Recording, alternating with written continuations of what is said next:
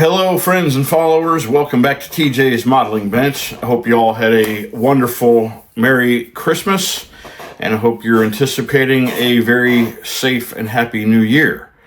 I apologize. I've been a little absent over the last couple of weeks. The last couple of weeks were not real good in our family. My dad passed away from cancer on the 16th of December, which had me driving home kind of last minute for his funeral on Monday the 21st. Now today is Sunday the 28th, right?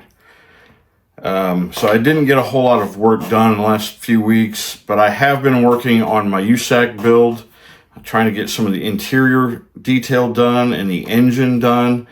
For the most part, my interior and engine is done. Which allows me to get started on the body next. I've got some work to do yet on the doors and the interior panel of the doors. So those interior door panels aren't yet painted, but the rest of the interior is. So I still need to primer the body. I need to get the door jambs completely fitted. I'm waiting on some hinges, some 3D hinges to do the trunk lid, so I can get that to operate properly. But yeah, let me pause this for a moment, and we'll get the camera down here closer to the workbench and show you how that engine has come along. The engine's not glued in place in the chassis. It's actually just kind of wedge fitted in there. The exhaust manifolds rub just enough on that framework to hold it into place for the time being. But it fits exactly where the kit part would. The distributor, grab a pointer here. So the original distributor in the 3D print had the plug boots already printed into the top of it at 90-degree angles, and they were all facing in the proper direction for proper timing so that you could run each wire where it was supposed to go. However, the way those 90-degree boots were printed, there wasn't enough depth to glue a wire into the end. And they were so thin-walled that I wasn't really able to try to drill them out, even with a PCB drill. So then I thought, well, I'll just cut them off, and I'll drill straight down into that 3D printed distributor. But again, I kind of ran into a problem where my holes were going to be so close to the perimeter of that it created a thin sidewall, and I was going to have issues with it busting out again while trying to drill it. So I scrapped that completely, and this is a Detail Masters product. Originally it had yellow plug wires, but I was not going to use yellow plug wires. I have this black wire of my own. This actually comes from fishermen who do fly fishing. This is to tie your own flies for fly fishing. But it's really almost exactly the right scale for what we wanted. So the Chevy engine orange is a mix of Tamiya X6 and X7 in their acrylic line. Just a little bit of the red added to the orange to darken it a little bit, as you can see. And then, of course, the distributor we did paint red. The bottom of it being silver or aluminum, whatever that is. The carburetor, I don't know if that's proper or not. The way it's printed, it runs this way. Most of them I've seen run this way, but the mounting plate on top of the intake manifold, you can only really put it this way because of its shape. So whether it's right or wrong, I don't know, but that's the way it's put on there. And then if you look close, all right, all of the valve covers have T-handles, and one of them broke off right here on this forward right side. But I ordered some T-handles through Z-Force Model Works. So I need to paint one of those and then try to glue it into place so that it's not missing anymore. What else? So I do have a fan to add on the front here. I need to kind of practice mount my radiator core support and the fan shroud to see if I can actually get it in there properly. And you will see, well, it's upside down. All right, let me put it this way. So you will see I did put a battery in. This is not the kit battery. This is actually a 3D print from MCV Products. The wire, again, is my own wire. The battery terminal posts, I actually drilled those out, and that is solder, lead solder. And then the clamps are part of the 3D print. So I still need to go back in and detail paint those clamps a little bit, because right now they're just a surface primer black. So we'll have to go in and touch that up a little bit. So that is that. And you may also notice that I have added a oil dipstick. And again, I don't know if that's the proper placement for it, whether it should be more forward or aft, but I made it work right there. And that is made with, all right, let me move this out of the way a second. The oil dipstick is made with Albion Alloys brass tubing. This is microfine tubing, and it's actually telescopic. There is one piece inside of the other.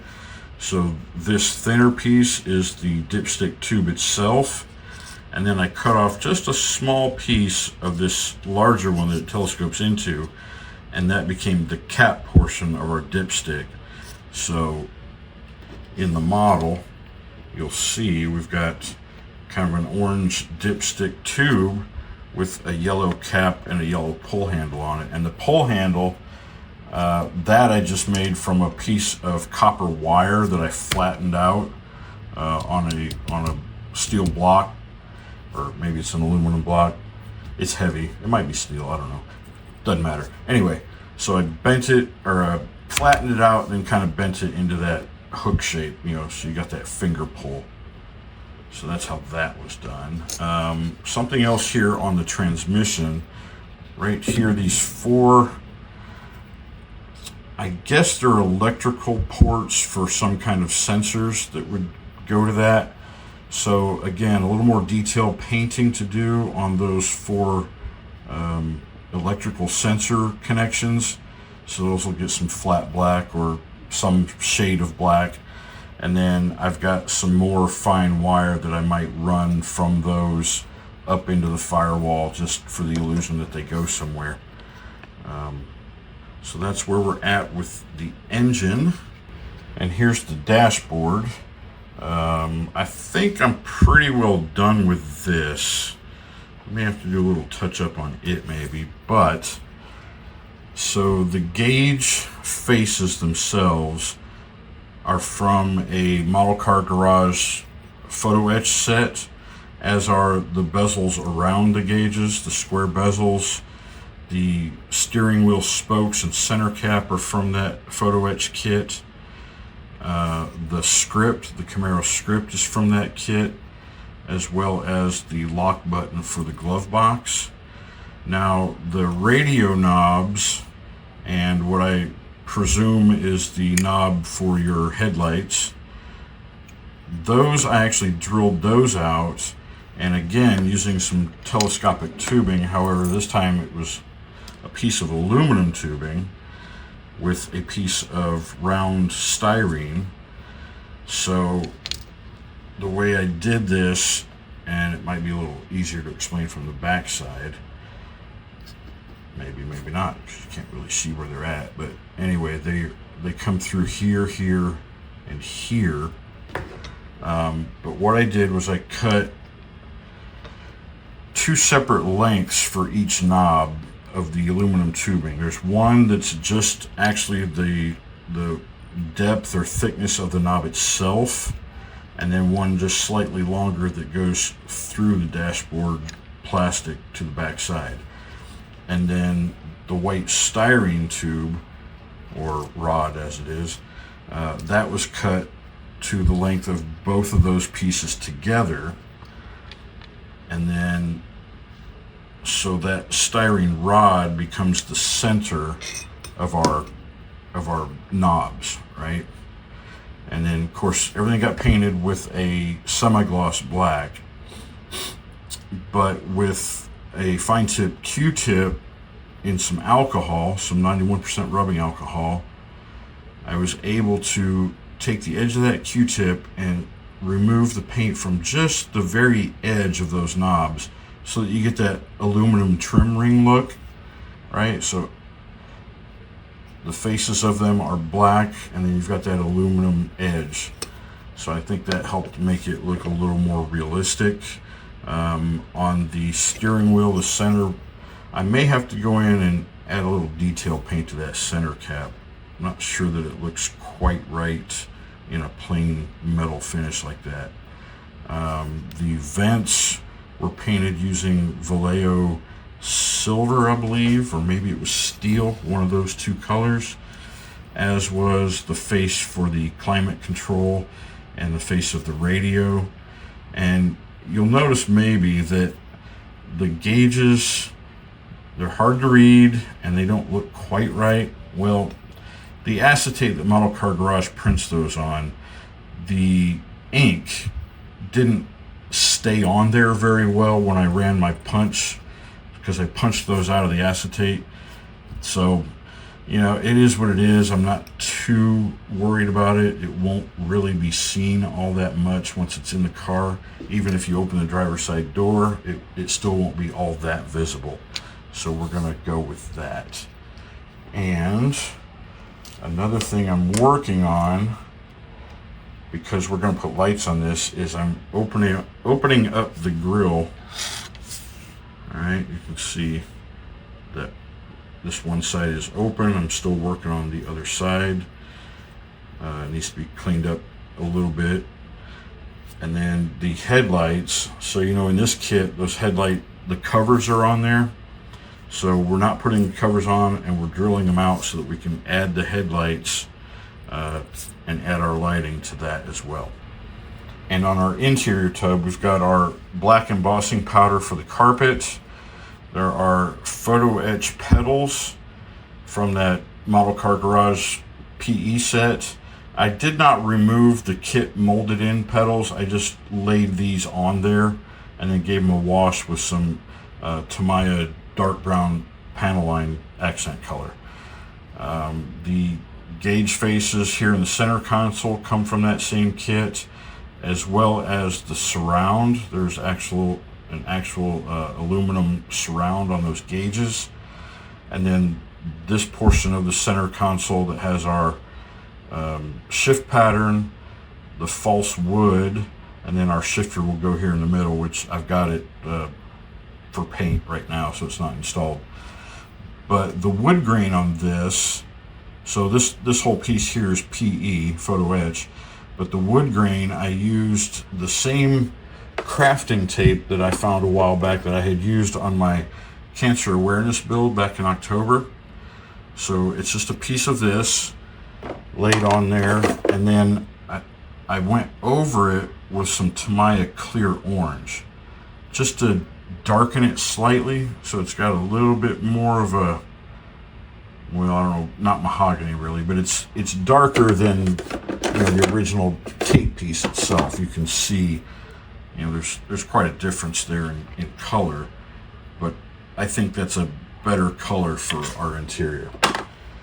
So that is that. Seats are ready to go in. I just haven't mounted any of this yet, but it'll all go in just fine. And then once I get it in, my next big project is getting the exterior body ready.